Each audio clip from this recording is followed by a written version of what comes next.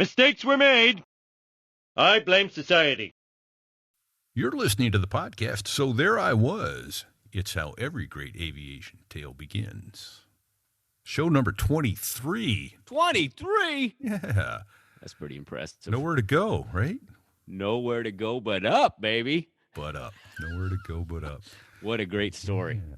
We got joined by Double L on this one. He was absolutely great. Another wonderful guest. Fig. We've flown with all these professionals in our careers, and who knew how many would be great raconteurs as well. But I know. Well, you know, and I know when you're sitting in the cockpit in a dark night and you're trying to stay awake, and you guys start telling stories. You hear the best stories, and you come to find out every pilot you ever fly with has a great story. You just got to get them talking. Right. Absolutely. Right? Absolutely. So, well, and Double L started talking today. We asked him questions, got him going. He did some crazy stuff, and not combat stuff. That was just the crazy stuff he did was flying firefighters. Right. Fighting fires with a giant airplane. Yeah. Dropping stuff out of there. Yeah. Dropping was it MAFs? I forgot what MAF stands for. Mobile Air Firefighting System. Something like that. But yeah, it did dropping 35,000 pounds of firefighting foam out of the back of the aircraft and onto fires, flying down low in the valleys when it's hot and nasty and visibility's poor and the airplane's heavy and slow. What could possibly go wrong? Yeah. I think his comment was, those missions were more dangerous than flying combat, which he did on multiple occasions. He did that as well, absolutely. So, and he told us a story in there about getting to Afghanistan and how that's where we get the title of the show. So just listen and enjoy as we get into episode 23. 23. Nowhere to go but up.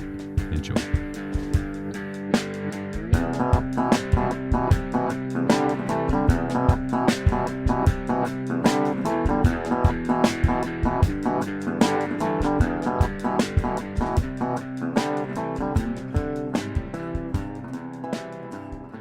So there I was.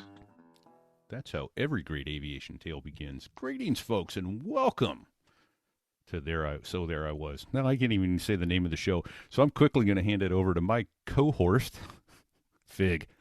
Fig, where are you at today? Well, I'm in sunny Kearney, Missouri today. Sunny, 61 degrees, and I'm glad to be here. But I'm really happy to introduce our guest today. Personal friend of mine, also aviator extraordinaire, Double L. Welcome, Double L. Indeed, welcome. Thanks, guys. I can't believe you invited me. Why would anybody invite me to anything? It's kind of interesting, but I really appreciate it. Well, it's because of the cash you floated us. It's the only way to fly. There you go. Money makes the world go round. There you go. Speaking of flying, word is that you have flown an airplane or two in your time. How is it you became interested in flying? You know, I had the fortunate luck of being born to the son of an airline pilot, the nephew of an airline pilot, the godson of an airline pilot. All my father's and uncle's friends were pilots, and basically I wasn't smart enough to do anything else. So this was pretty much it. Got the monkey skills, so you're good. I walked into a cockpit when I was 5 years old and went, yep, this is it. This is what I'm going to do. Yeah. And then my poor wife tortures me on a regular basis. Not everyone gets to know what they do when they're 5. Well, I hear that a lot too. So don't feel like the Lone Ranger.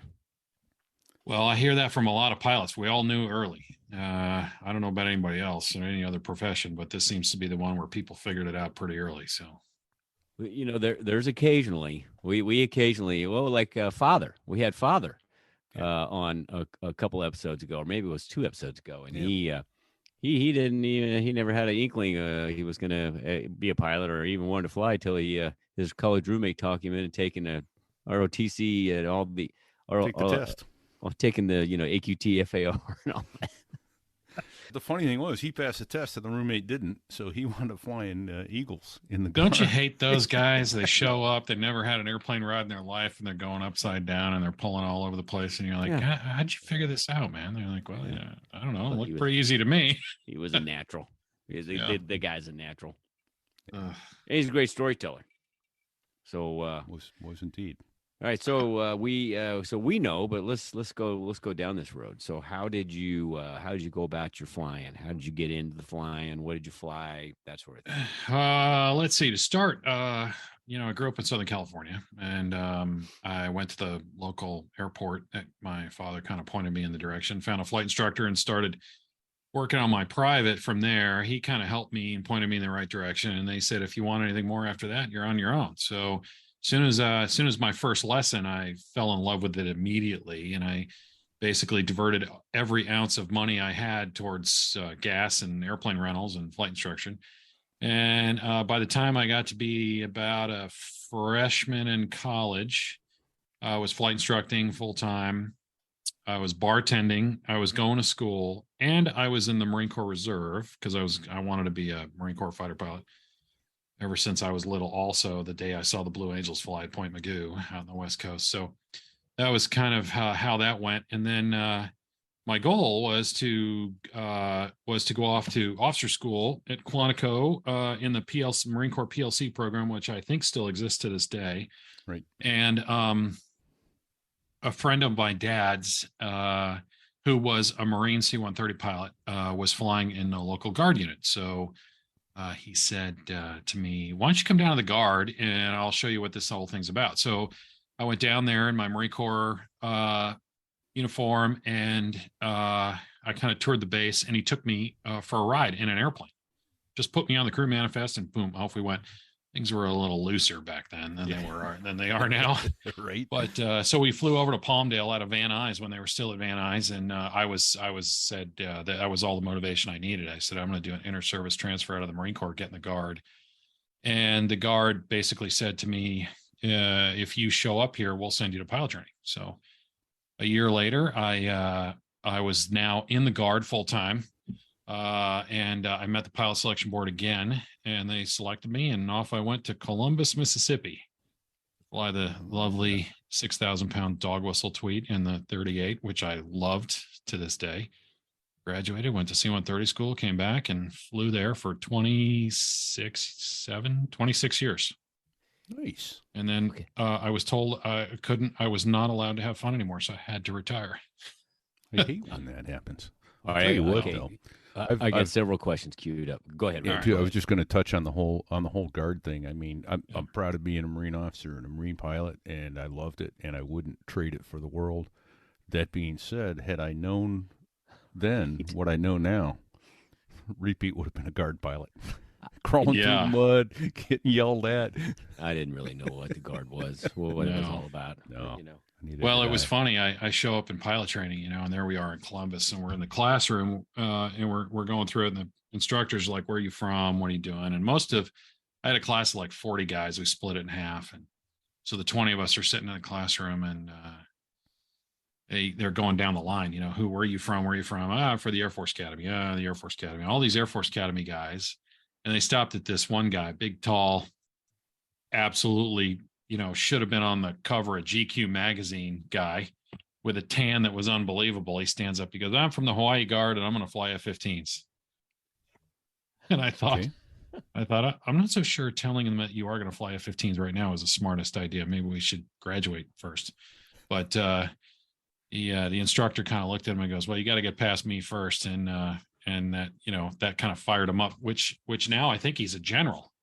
Flying F-15s and flying F-35s. But all right. So then I had him. I had me from the California Guard. I had a guy from the Terre Haute F-16 unit, and a guy from the Springfield, Illinois F-16 unit, and everybody else was Air Force Academy guys.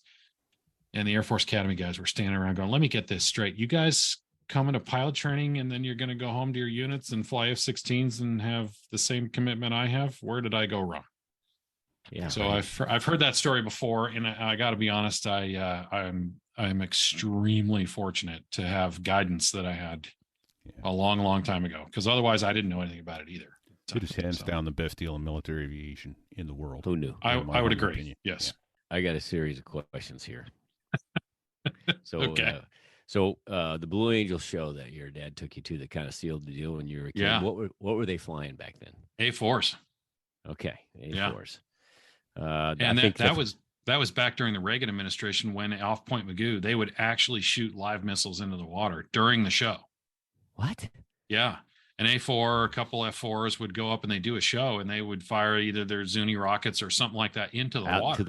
Out into the water off of runway 21. Yeah. And ever since then, it's gone downhill since then. But I mean, the airplanes now just fly. But back then, man, they were shooting stuff, and I mean, it was pretty amazing. So, I remember seeing the Blue Angels sitting on my grandfather's shoulders at Richards Cabarrus Air Force Base, just south of Kansas City, and they were flying F4s. Oh my gosh, that's how I never saw the F4 guys. That sealed the deal for me right there. Okay, next question. So you were a Hollywood Marine, obviously. Hollywood Guard, Went to San Diego, recruit. So what's your best memory of boot camp? Marine Corps recruit training, San Diego. What's your best memory? Sit at attention will you tell us that, Maggot? I felt his sphincter clench a little bit when I asked him that. God, dude, that's sometimes it brings back nightmares. I remember standing, it was like a Saturday, I think, and they had nothing better to do than screw with us. So somebody had 16 weeks straight. Exactly. Somebody had either forgotten to lock their padlock on their footlocker. You remember those days? Yes. Or someone had done some infringement that of course required, capital punishment. But I remember standing in all these racks, or 90 of us in this platoon at Kilo Company, I remember. Drill instructor said, port side needs a head call. And all of us ran into the bathroom. And then he goes, get back to your racks or something like that. And then he goes, starboard side needs a head call. We're all banging into each other as we're going by each other to try to stand at attention. One part of the squad bay is trying to stand at attention. The other part of the squad bay is trying to run into the bathroom. And this looks like a traffic jam that's just banging into each other the whole time. And I do remember also a time where somebody had forgotten to lock their a whole bunch of guys had forgotten to lock their footlocker. And we had to go out to the drill field to do something. And he took all of the locks and locked them all together. So now it's this huge ball of master padlocks all together. And he goes, you have 60 seconds to get your lock. And he throws them in the middle. And there's like 30 guys all diving like some sort of dog pile all on top of each other trying to get these locks. And I remember standing there thinking, this is the funniest fucking thing I've ever seen in my entire life. And I'm actually part of it. And I thought, oh my God, these guys are expert torturers. They are expert. Yeah. And the foot lockers weren't emptied all over the contents weren't emptied all over the squad bay. They were.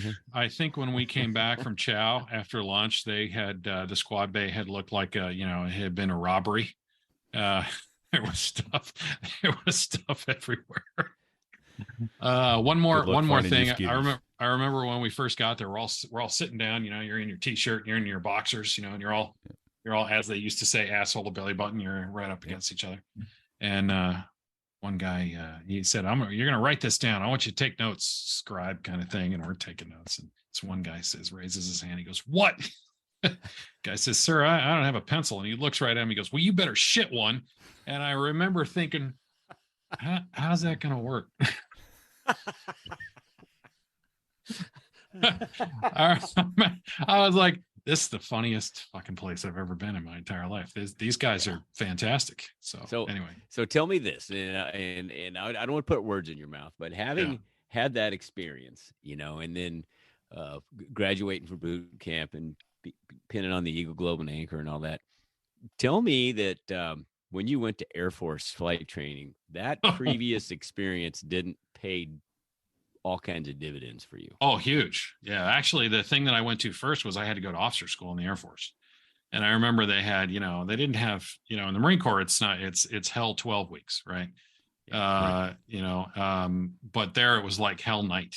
It started at like 4:00 and it went to like 8 or something. And I had this guy who was going to be a JAG in the Air Force, in the bunk next to me. And they were screaming at us. And I'm just laughing. I'm like, man, you guys are really bad at this. You need to call the Marine Corps. They're much better at this to be intimidating. And this short little lawyer guy is like, oh my God, this is the scariest thing I ever been. And I remember looking at him and go, you need to reach down and grab your balls because this ain't that bad.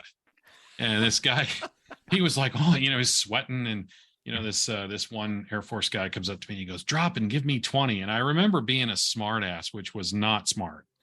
And I remember going, really? That's it? That's it? Because in the Marine Corps, you remember the Marine Corps, it's like, all right, drop. When I'm tired, you're tired. So I remember those days. Yeah. Hey, was that at McGee Tyson?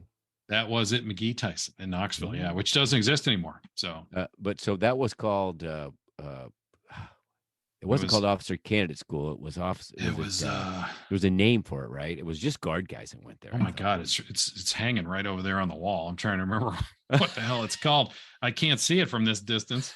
It's something. It AMS, kind of Academy AMS. of Military Science. That's it. That's it it. Sounded kind of sterile like that. Okay. Yeah. I thought that was always kind of funny myself. Yeah, it was. It was quite a gentleman's, so to speak, place. It was not crazy difficult as compared to the Marine Corps. So you flew the tennis racket for the weekends and right. It was pretty mellow on the weekends. Yeah, it wasn't significantly significant hardship. T-37s, T-38s, right? Yep. What Columbus? Did you? Do you have any good T-37 student stories or T-38? So when I was a tweet student, we were probably the first 6 weeks is all academics. So we go into the flying portion, probably I don't know, maybe 10 flights in. And maybe 10 or 12 flights in. And the guy who was giving me a check ride was a chief of Stanival at the time. And, when you're a lieutenant, a captain is a senior guy, and he'd been in like 7 years. Looking where we are now, young cat, I'm like, dude, you're still a child. So we go out and we're doing, it was the first check ride in tweets. And I have forgotten what it's called, a contact check, I think. And I was trying to stay in this area, this little piece of the pie. And I had done a split S and I was getting ready to turn. And I heard this subtle voice in my head going, turn left. I went, maybe I should listen to that. So instead of turning right, I went, and I turned left and I went back in. And we finished the check ride. And he said, did you hear that turn left thing? I don't know where that came from. And I said, well, no, sir. I don't know where it came from. But basically, he told me later on, he goes, yeah, you're about to fly out of the area. I didn't want you to. So I just kind of whispered in your ear to go the other way. I was like, all right, perfect. So, and I found out later he wanted to get into the guard. So he was just building a little repertoire with the guys. Yeah, absolutely. And you had the good sense to deny hearing it. I did. I didn't hear a thing. I thought that came from God. I wasn't sure. So, can you, in layman's terms, describe what the chief of Stanival is for listeners that aren't Air Force guys? So, if you let's say you have a squadron or a group, right? A squadron is made up of about 105, 110 people, usually pilots, some administrators. And if they have other crew positions, they have those too. But there's an office that represents all of the things that happen in a squadron. So Stanival stands for standardization and evaluation. So they are the people who give check rides. They're also the people who give written and oral tests, and they keep all the paperwork. So they're essentially responsible for maintaining the currency and qualification of all of the aircrew members in that unit. And they are basically, they keep the unit flying, and higher headquarters Air Force somewhere basically evaluates the chief of Stanival, and then the chief of Stanival cascades down to evaluate all his evaluators. And then all those evaluators give check rides to all the instructors and all the regular pilots. So the chief of Stanival is kind of the head check pilot, sort of. Okay. And that's kind of how that works. Thank you. So naval aviation, it's the NATOPS officer. Yeah, that guy. Yeah. All right. Thanks. Perfect. All right. So you got winged in Columbus. Went to Little Rock for C-130 school. Yep, that took 7 months. Oh my gosh! So 4 months of school all crammed into 7. Oh yeah. Yep. Gotta love that. I had a really good time in Little Rock. That was fun. So can't complain. Got your handicap down? I did. I did. How did I know that? My liver took a hit too. So that was. I needed some therapy. I needed some green juice from California by the time I was done with that because I needed to have a detox. That was rough. So you're a guard unit in California. Yeah. Had a besides being a airlift squadron, had another specialized mission. You want to talk about that? We had a MAFS mission, which stands for Modular Airborne Firefighting System. It was a portable firefighting retardant system that was rolled onto the back of the C-130 through the cargo compartment. The dissemination tubes, in other words, where the retardant came out from when I initially got into it, were 2 tubes that kind of folded into the back of the airplane. And then as you got closer to the fire, you would lower the ramp, and these 2 tubes would now kind of like an elbow arm sort of kind of extend out into the airstream, just below where the ramp ended. And then we would do firefighting for 3 separate federal agencies. We did it for the Forest Service. We did it for CAL FIRE, which has its own state firefighting department. And we did it for BLM, Bureau of Land Management, as well as Bureau of Indian Affairs. So I guess that would be 4. It was a program that was developed in 1972 after a whole bunch of Hughes forest fires destroyed a bunch of buildings on DoD land. So the Secretary of the Air Force and the Secretary of Defense at that time said we needed autonomous aerial firefighting capability because at that time they were using like B-17s and B-25s and all this old World War II stuff. And it was contracted to the Department of Agriculture for use, and they used them, as needed. And so they built this unit that would roll into these Air National Guard C-130s. And there were 3 Air National Guard units and 1 Air Force Reserve unit, that Air Force Reserve unit being in Colorado Springs. The other units at the time were California, Charlotte, North Carolina, and Wyoming, Cheyenne, Wyoming. They were all principally based wherever fires were prevalent. And North Carolina had it because there were a lot of fires at the time in the Carolina Mountains as well as in Florida. After, I think, the 2012 accident, Charlotte, North Carolina, eventually, I don't remember what year, but they went to C-17. So they lost their firefighting mission, went to Reno. So now Reno does it. But essentially, our job was to, anytime we got called out, and it was after all civilian assets were utilized.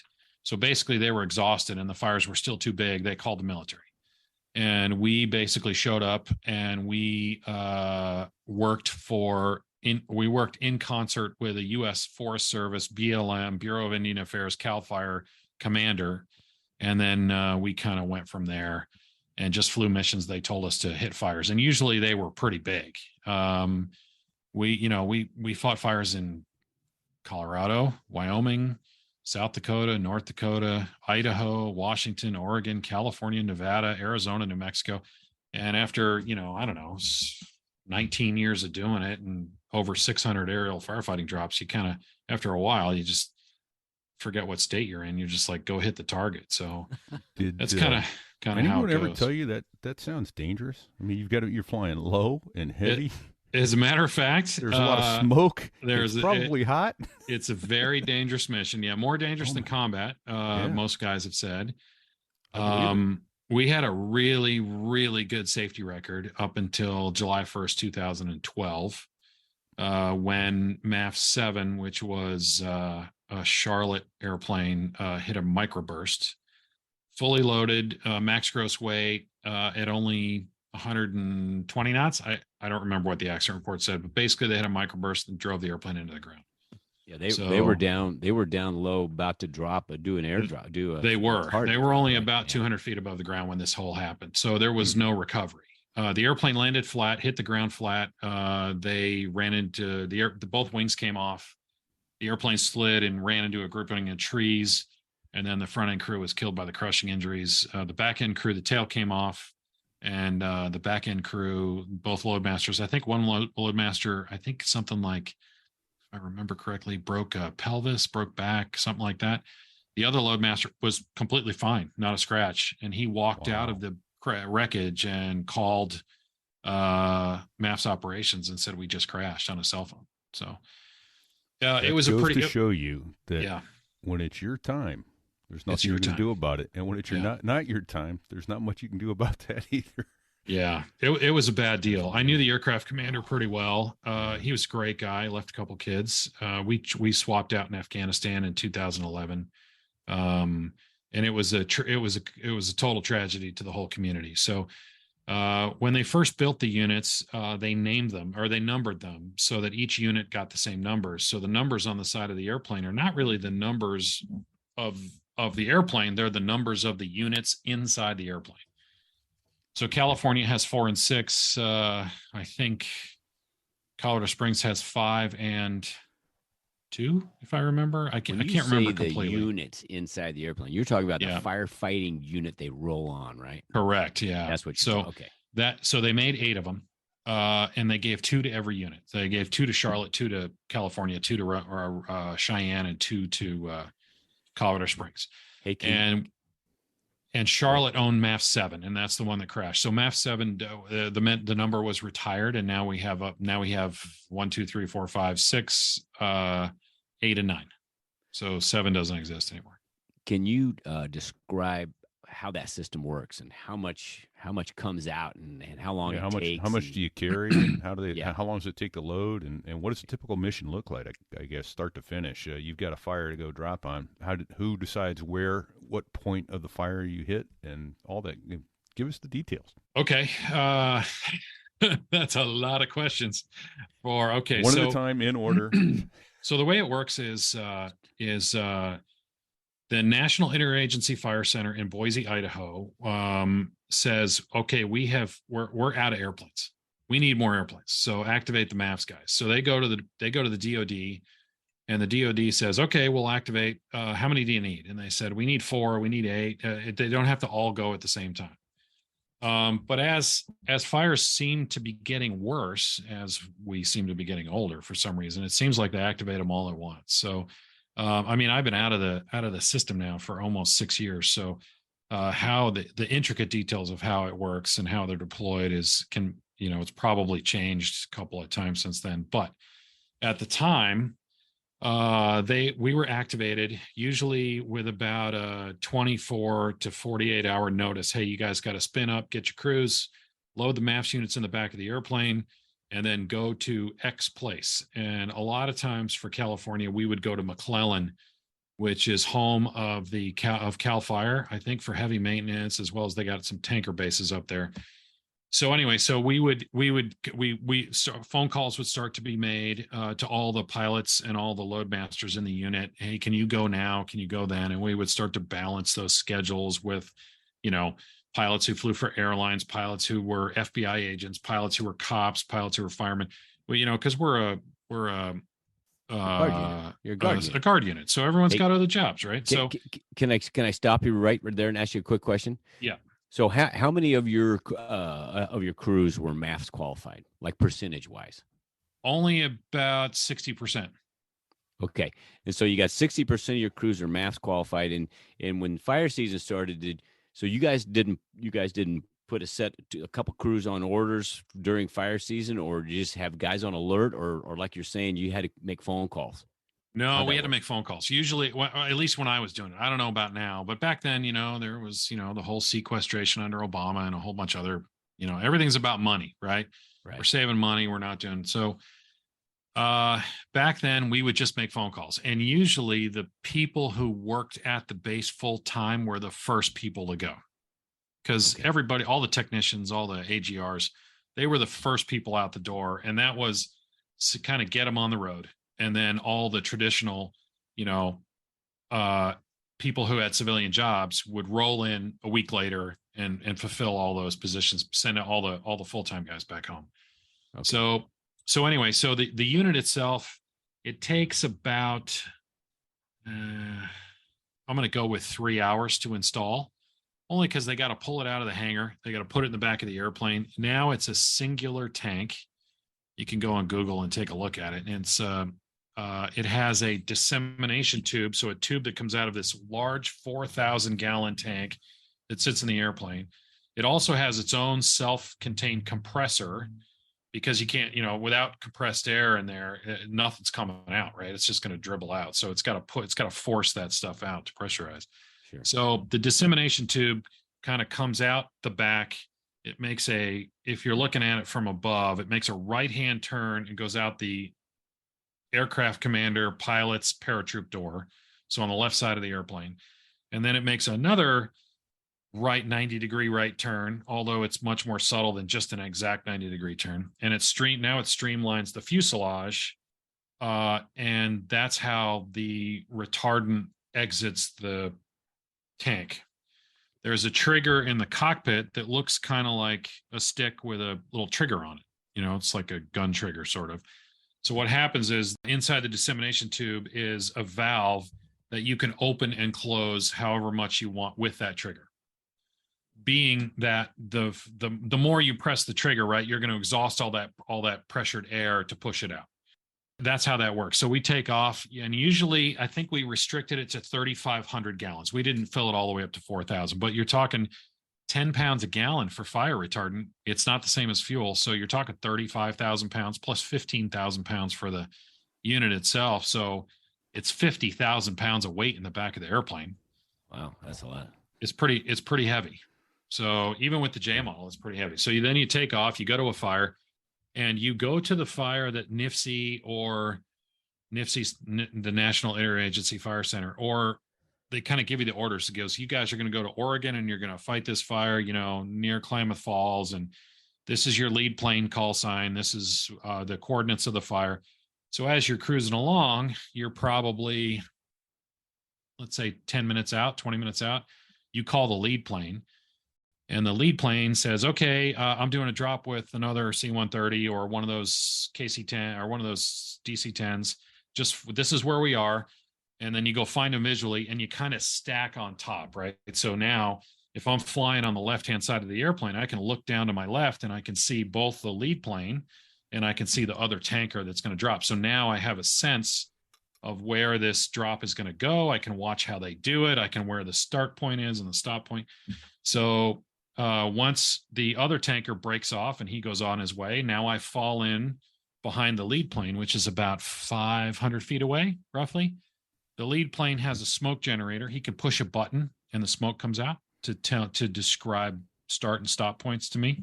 So now he gives me a description of the terrain, where he wants to put it. And as you roll in behind the lead plane, you give him updates on, hey, you're going too fast, you're going too slow. Or a lot of times what we do is we drop about 120 knots, roughly. Flaps 100 if we're going downhill, which is flaps full in any other airplane, or flaps 50, which is about 15 degrees of flaps for a Boeing guy. As soon as he gives us all those descriptions, we fly that. And as soon as I got the line and the target, the start and the stop point, I don't need him anymore. So I'm like, you can just go away. You can run away from me. Just accelerate and go away. As soon as he starts the smoke, we push the button out. Most of the time, it all goes out. So all 30,000 pounds, 35,000 pounds of it all leaves the airplane in about 6 seconds.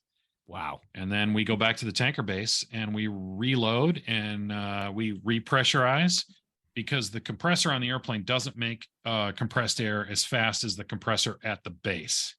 So we can get air from either the onboard compressor or the one on the base. And then the whole thing can take 10 minutes, probably 15 minutes to get their turnaround time. Yeah. Wow. That's amazing. I expected it to be much longer than that. But If you need gas, it's now 30, but we usually take at least gas enough. You got to keep, you got to keep gas in the outboards to keep the wings from bending up. So we usually you got to balance a weight, I don't know, 25,000 pounds of fuel. So it depends on how far the fire is away. I fought a fire in 2006 in Boise. The fire was literally, you could look out the window and see it coming down the hill at the airport. So we would take off, we'd hit the fire, we'd come back and land. And we did 17 drops in one day that day. Wow. That's awesome. I was really, really freaking tired. I was going to say, at the end of the day there, you're kind of feeling a little bit rough. So yeah, dinner was like 10 o'clock at night, and it was a rough day. Yeah. I'd just like to touch on one thing real quickly that you mentioned in passing. For the non-aviators, when you talked about keeping fuel in the outboards, most airplanes, their wings are the fuel tank. And so by putting fuel in the outboard, meaning the furthest away from the body of the airplane, you're putting more weight out at the wingtips. And as you said, you've got a heavy airplane. As you load up that airplane with G's, it's going to start bending the wings up. And especially with a heavy fuselage in the airplane. Yeah. So by having lots of fuel in the outboards, it kind of counteracts that the moment arm of pressure that the weight of the airplane would otherwise create. Sorry for that brief description interruption. You may continue with the broadcast. So, you aroused me when you gave that description. It was wow, aerodynamics, man. Easy, lads, easy. Dude, you throw in cornering speed in there, and I might get really bad. That's too much. That's it. That's it. Holy shit. Fighter guys, now we're talking cornering speed. Woo! So, what was I going to say? So, you could do that. You do that for a week, maybe two. You go on YouTube and type in MAFs, and you can see some of the stuff that they do. And there have been a couple of times where I have gone down in a valley, and I went, "Man, this is a really bad idea. I need to get out of here in a hurry." I remember one time we went down this valley in Idaho, and I was supposed to drop along the downside of this slope. So it was sloping from the left to the right. And as I was going by, I kept thinking, this is really a bad idea. You get that little thing in the back of your mind. And as I came around this corner to do this drop, this entire set of trees was on fire. And as we went by it, I could feel the heat in my window as I went by. And I remember doing the drop, and I remember going home going, yeah, I'm too old for this shit, man. Yeah. Again, my wife, that was dumb. I never should have done that. Yeah. All of us have done really dumb things in airplanes that we have thankfully survived, but that wasn't too smart. But so you alluded to combat.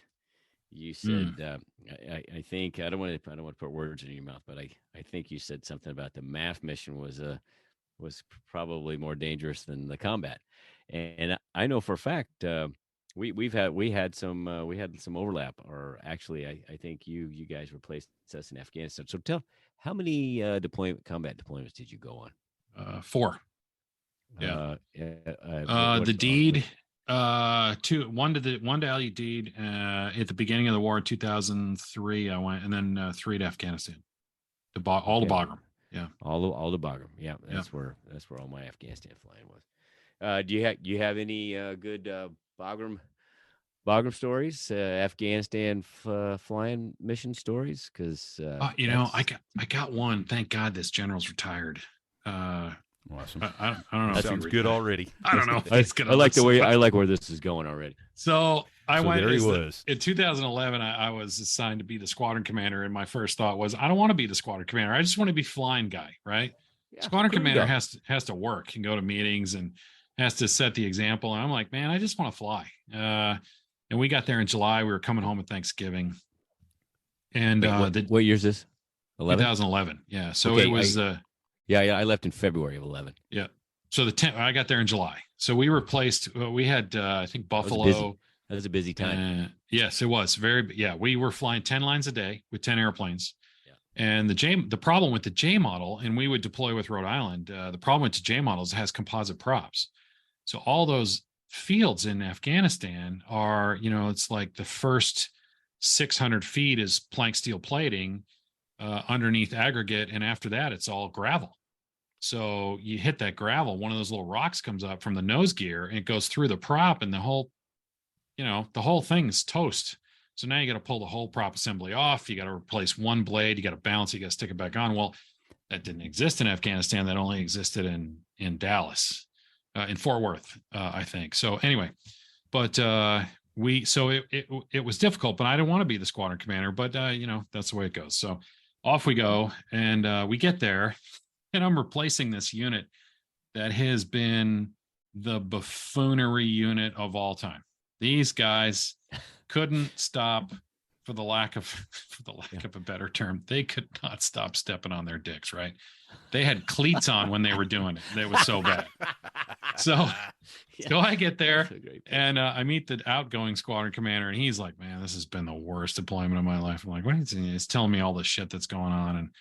And I just don't think he had a handle on it. But so he introduces me to the new OG and the new wing commander, and the wing commander eventually became a 3-star in the Air Force, but he was a former Thunderbird, and he turned out to be a really good guy, as long as, like all generals, as long as he didn't screw up. Anyway, but the OG, his call sign was, can I say his call sign? Sure. That call signs are good. Sure. Yeah, His call sign was Nitro. And I found out later it was because he was explosive. So he's in 06 and he gets this gig in Afghanistan. He's a Viper guy. And the great thing about Bagram was they had all those fighters on the eastern side of the field, right, and all the C-130s on the west side. And if you were not a fighter guy and the OG was a fighter guy, he did not give two shits about you, right? He's like, I don't know anything about C-130s, whatever. You just do whatever you do. So I'm there like 5 days, and Nitro sits me down and chews my ass, and I'm like, I just got here. I just got here. I don't know what the hell's going on. Right. So awesome. He proceeds to tell me all the things that this last unit did. And he's been flying F-16s for 20 years. He doesn't want to have anything to do with C-130s. Right? So he just thinks we're all a bunch of characters from the show MASH. So I go back and I tell all the guys, I go, look, here's the great part is we're in the cellar. So we got no place to go but up. So nobody screws up. The great part about the J is it got PIs, point of impact drops all within 25 meters of the intended target all the time, which was a perfect bomb drop for us. So it wasn't really a big deal. So anyway, so we've been there. We were supposed to be there 4 months. So I'm there this is the end of the third month, right? And I tried to the first month I didn't fly at all, because I had so much going on. I had the meetings, I had the wing stand-up meeting and all this other stuff. You're trying to figure it out too. You're trying to figure it out. Right? Yeah. So now I've been there about 3 months, and I'm kind of like, okay, this is cool. So all the command staff flew on Tuesdays and Thursdays. So I'm like, well, fuck it. I'll fly on Tuesdays and Thursdays, right? So all of our airdrops happened first thing in the morning, and we always had 2 or 3 lines of airdrops in the morning. And this was like take off at like 3 a.m, right? And go out to some fob somewhere and drop right at sunrise, because they didn't shoot at you at sunrise because they were asleep. So yeah. Anyway, so I'm feeling pretty comfortable in my position, and I'm having a really good time. And I'm flying with another guy, the other airplane. We're going to do this in formation. The other airplane, aircraft commander was great. He was very agreeable to whatever I wanted to do. So whether it was a good idea or a bad idea. So anyway, so we take off, we go do this airdrop. It's early in the morning, and we're going to come back and we're going to refuel and put a whole nother airdrop on and go out and do one more airdrop. We'll be done by like 10 o'clock in the morning. So we're coming back, and I was number 2. And I said to the guy who was flying the other plane, I go, okay, we're going to come up in formation. We're going to roll into the break and then we'll land. Well, I decided that I was pulling my Thunderbird arrival, and I was in fingertip, man. I was as tight as you could get in a hurricane. And so we come up initial, we roll into the break. I do the break and I land and I park, and the SOF meets me in the truck. And I'm like, oh, this isn't a good idea, because he was one lazy slacker, man. There was no way you were getting him out of ops. So if he showed up, I knew things were bad. Right. So he comes out and he goes, hey, the general saw your formation in your break. He wants to see you in his office right now. And I'm thinking, fuck, I'm going to jail. So anyway, so I get back into ops. I call over to his wing exec, and he says, no, sir, he'll talk to you at the wing stand up tonight. I'm like, okay, good. So now I have to sweat all day. I'm like, oh, I'm so screwed. Right. So anyway, so I show up at the wing meeting, and I'm standing there, and we all get there early, and the vice wing commander walks in, and then the OG walks in, and he sees me. He's got this huge smile on his face. Right now, I've been doing whatever this guy says for 3 months, right? I've been making him look good all this time. So he likes me, right? So, and I don't ever tell these guys the bad news. I only give them the good news. I'm like, we're hitting our drops. We're delivering our shit. Why do they need to know our dirty laundry, right? So he loves me. So he walks up to me. he looks right at me and he goes, so I heard you guys were doing your Thunderbird arrival today. And I was like, oh, son of a bitch. I go, well, sir, yeah, I think I took care of it, sir. He's like, okay. He goes, the general wants to talk to you, but not till after the meeting. I'm like, okay. So he starts the meeting. The whole thing only lasts like 25 minutes. And the guy down at the end, he is the Strike Eagle guy. He gets up, he briefs his slide, it takes a minute. He sits down. The F-16 guy gets up, he briefs his slide. I sit down, I get up, I brief my slide, which consists of what we did today, what we did yesterday, and what we're going to do tomorrow. Maintenance issues, and do I have any personnel issues? Nothing. It's clean. And he, I got to wait for him to go, okay, you can sit down. But he's staring at me. And I'm standing there in this room of like 60 people. And he looks at me and he goes, Colonel Wilson, I need to talk to you after the meeting. Well, all 60 heads turn right at me. And I'm like, son of a bitch. Like, did I forget my trousers? And I sit down, and the other guy stands up, gives a slide. He sits down and he looks at me and goes, dude, what did you do?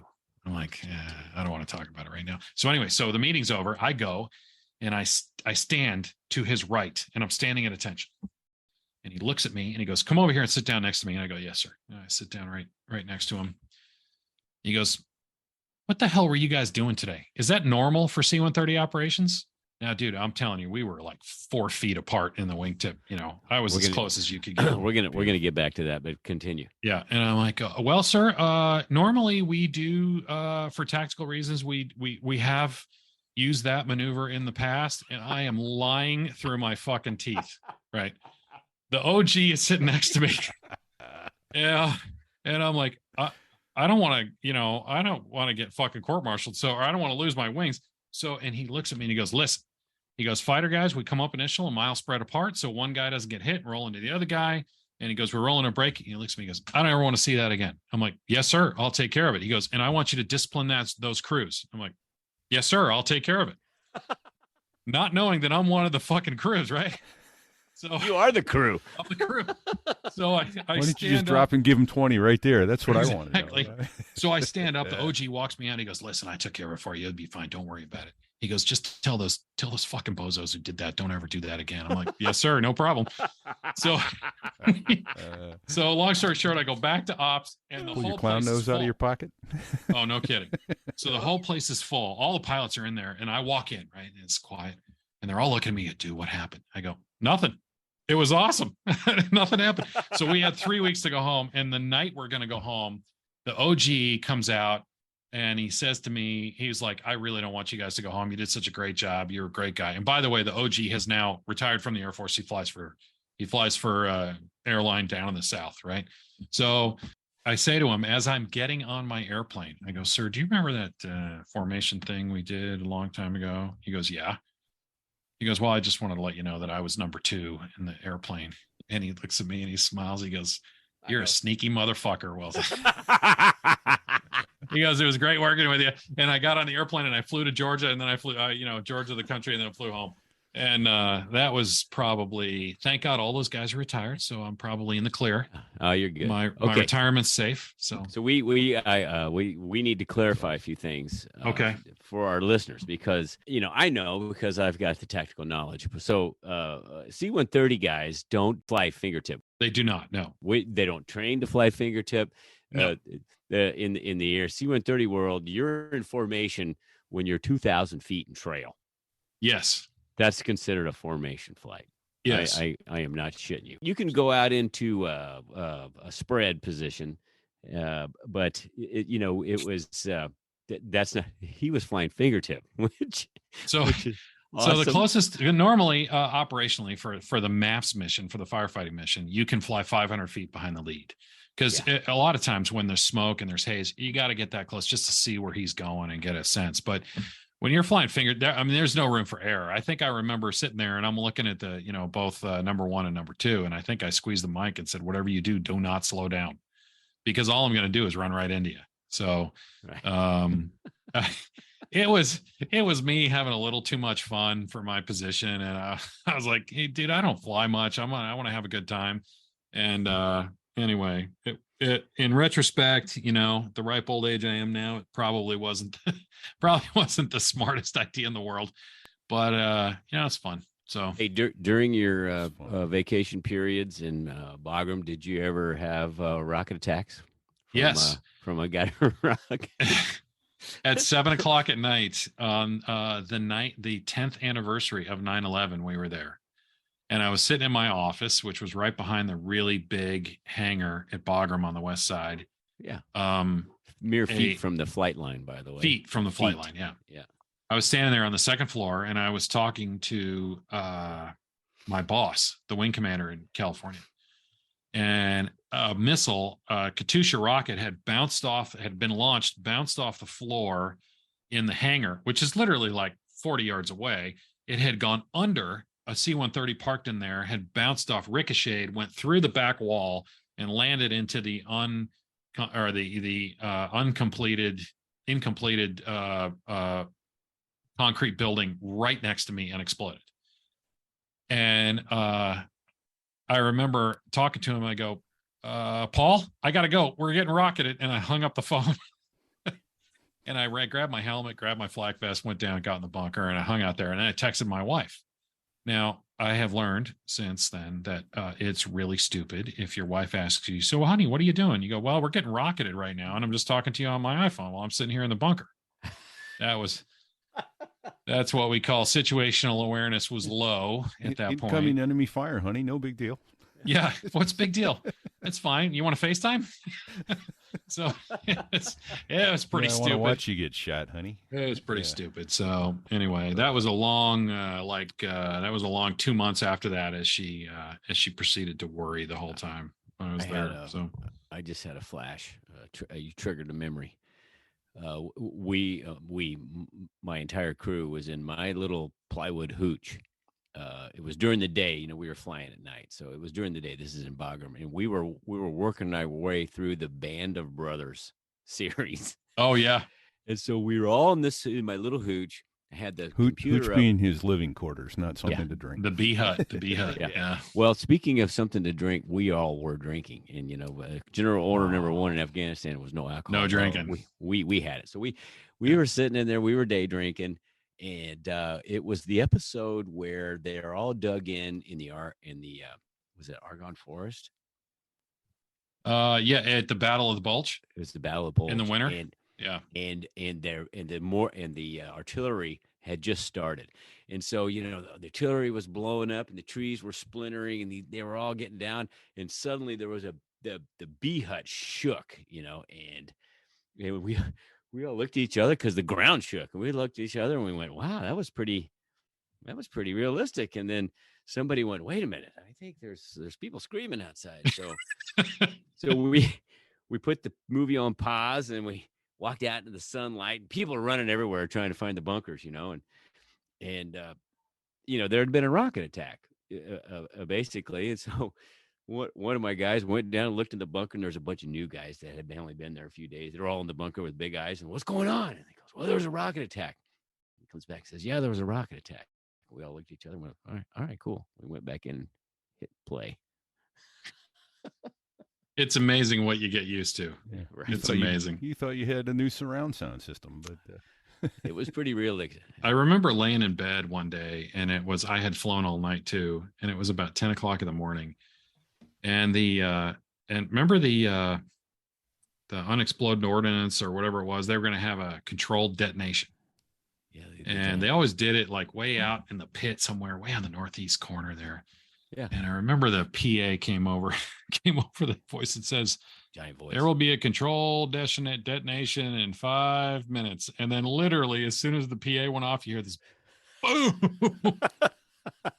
And you're like, wow, that was really not 5 minutes, was it? Yeah. And it was so loud that it shook the bee hut. And I remember thinking, right, if I'm going to die, I'm going to die sleeping. Fuck it. I'm staying right here. I'm not going outside. Yeah. Your timing's a little off, bro. And the things that you do on deployment to entertain yourself are pretty funny. We had a lot of really funny stuff occur. So, give us one. Yeah. I had a guy in my unit of Flies for Southwest. We used to call him well, I can't actually say it, but we used to call him the Great Santini, but we changed out Santini for his name. Okay. Okay. And he was the kind of guy who would take a picture, in his flight suit next to the airplane with a helmet, and he would have both of his arms sticking up in the air, like this. And he would take it, and as a joke, he would have an 8x10 portrait made with a frame, and he'd sign it. Bill, loved the great, the great Santini. the great Santini. He was really funny, and he had some fantastic lines. And so anyway, so he got this R. Lee Ermey doll that you could push the button, and it would say some of his favorite lines. So we used to have the little two-way radio walkie-talkie kind of things for the crews. Yeah. So you could alert each other. You could alert him. So I would alert him, and he would key the mic and play some R. Lee Ermey, so a saying. You maggots! I am gonna rip it. I'm gonna rip your head off. God damn it, Pyle. I'm going to cut your balls off so you can't reap this. And at 4:00 in the morning, when you alert him, and he would say that when he would wake up, I would just be crying because it was just great entertainment. And awesome. He'd call the command post, and he'd play it on the command post. Like he'd be coming in to report stuff, and he wouldn't say his call sign. He'd just play that R. Lee Ermey saying over the radio. And people would be like, who the fuck is this guy? Yeah, he was pretty insane. So I saw a couple guys steal a General truck once. They were driving down Disney Drive there on the main drive. Yeah. And they wanted to go get coffee, and the General's car was outside the base. Little flag, two-star flag flying, the whole deal. Oh, yeah. And they, they wanted to have premier parking and go to Coffee Bean and Tea Leaf there on Disney Drive. So go to the Green Bean or whatever it was called. Green Bean, that was it. Green Bean? The Green Bean. Yeah. I forgot about that. Yeah. I couldn't remember what it was called, but that was also entertaining. That's good times right there. Yes, sir. Boys will be boys. Well, thank you for all that. That's and by the way, thank you for your service, Colonel. I appreciate it, and yours, both of yours as well.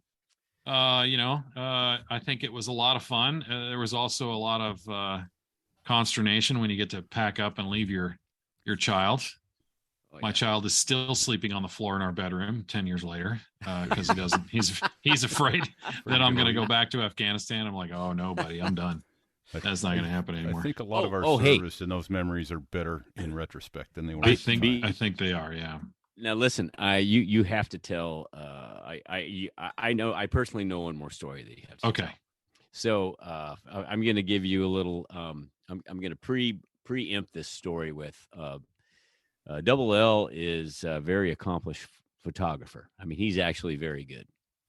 He does just these amazing portraits for guys, retirement photos, and flies all over the world and does pictures at air shows. And he's actually has articles and photos in several aviation magazines. Nice. So I'm tooting his horn for him because he won't toot his own horn. I appreciate it. But what I'm getting at is.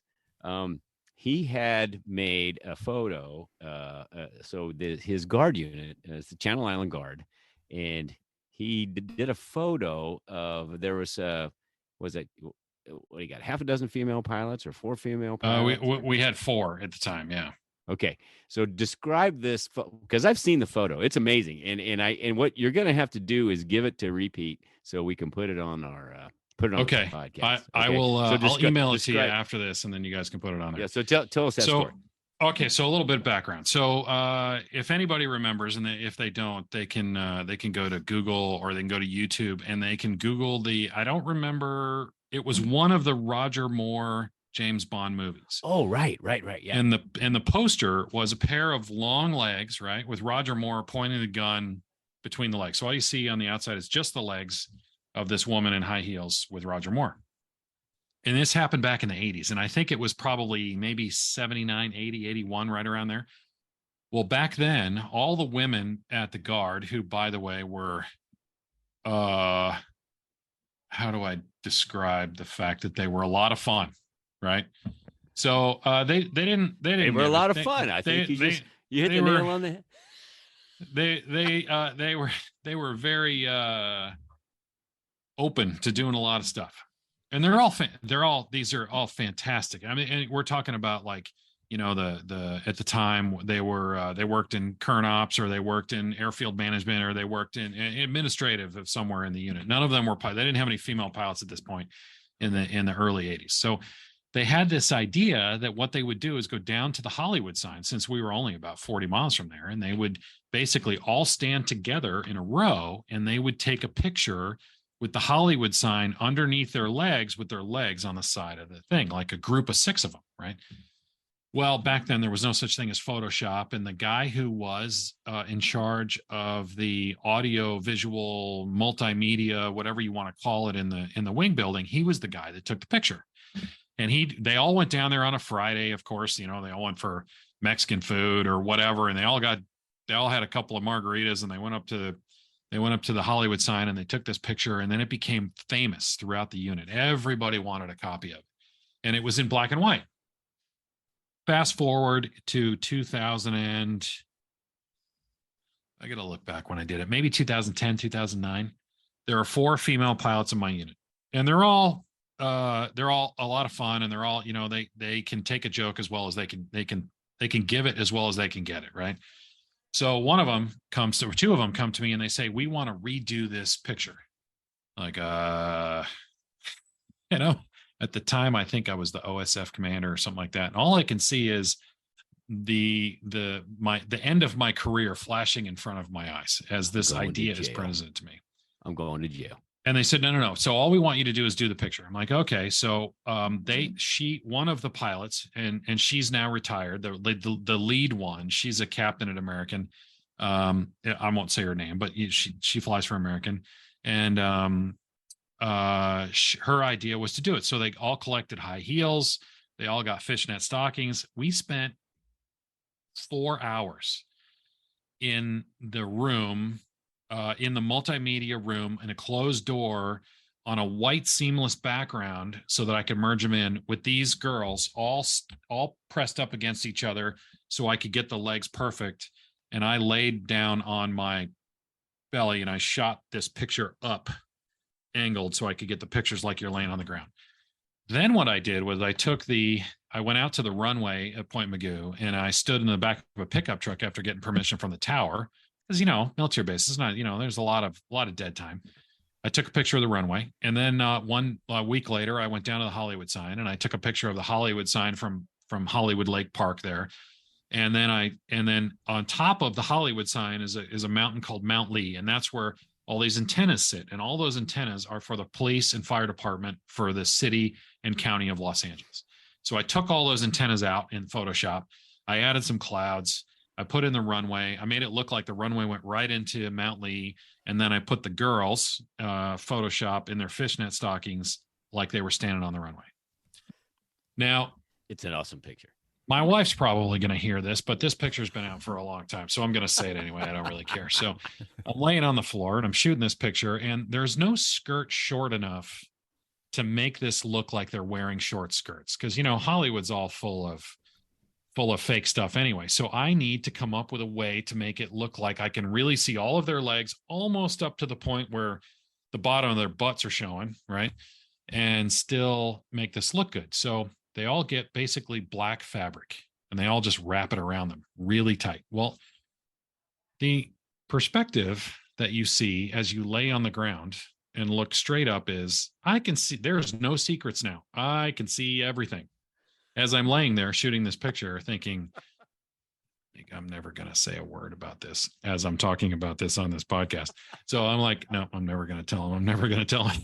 And I shoot, I don't know, a couple hundred frames, right? And my wife loved the idea. And I came home, and I found a friend of mine who was better at Photoshop than me, and he put my idea together for me. I have accentuated it since then, but and then we made posters of it, and we put it all over the unit, and the girls loved it. They signed them. They all have their own posters, all these women are now since retired from the military. They're all gone, right?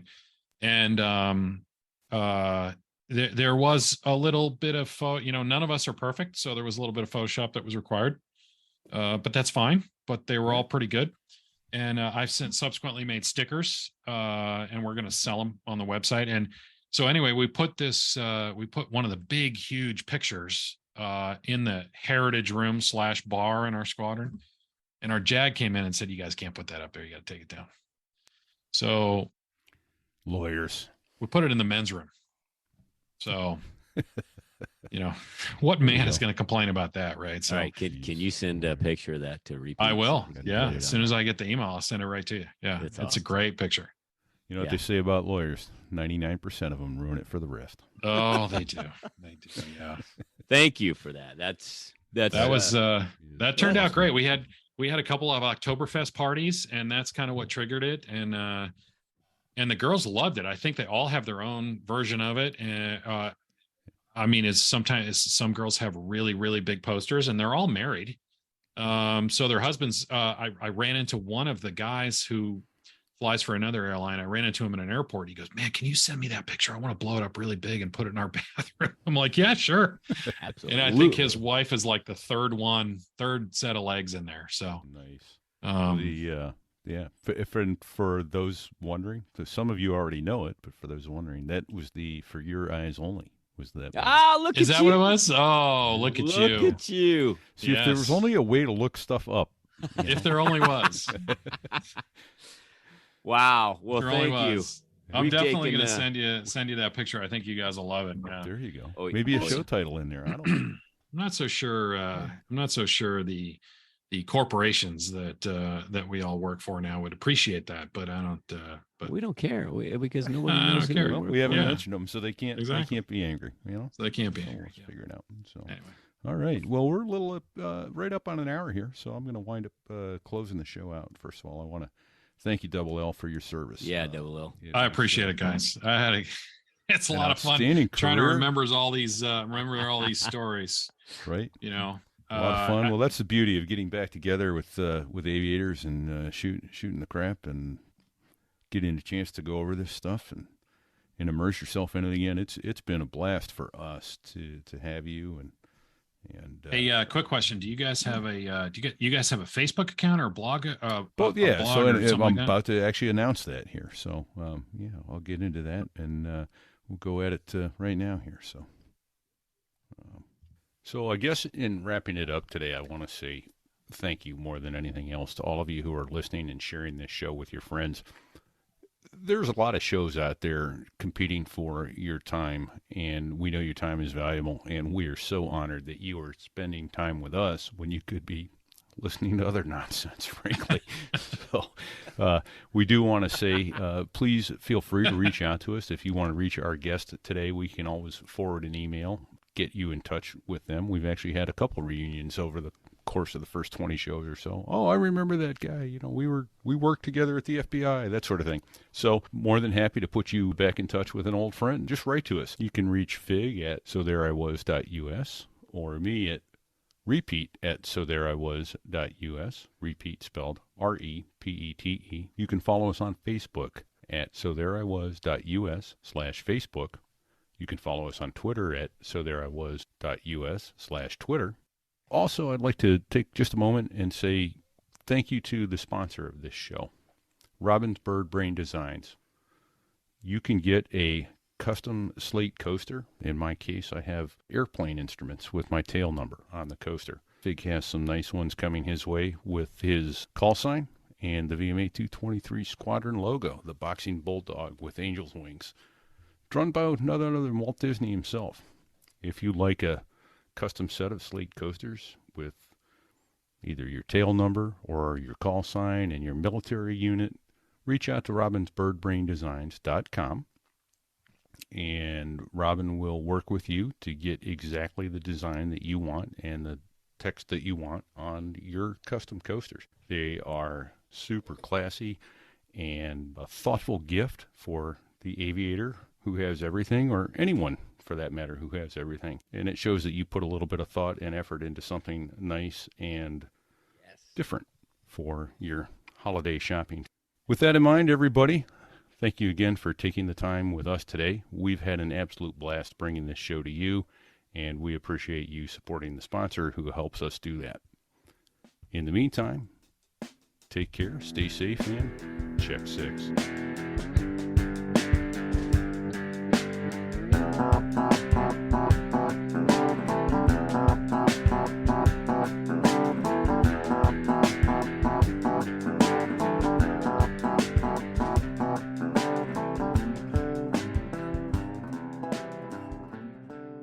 I hate to fly. And whenever I fly, I never hear nice flight, smooth flight. Every time I fly, I live in a world of fog and air pockets.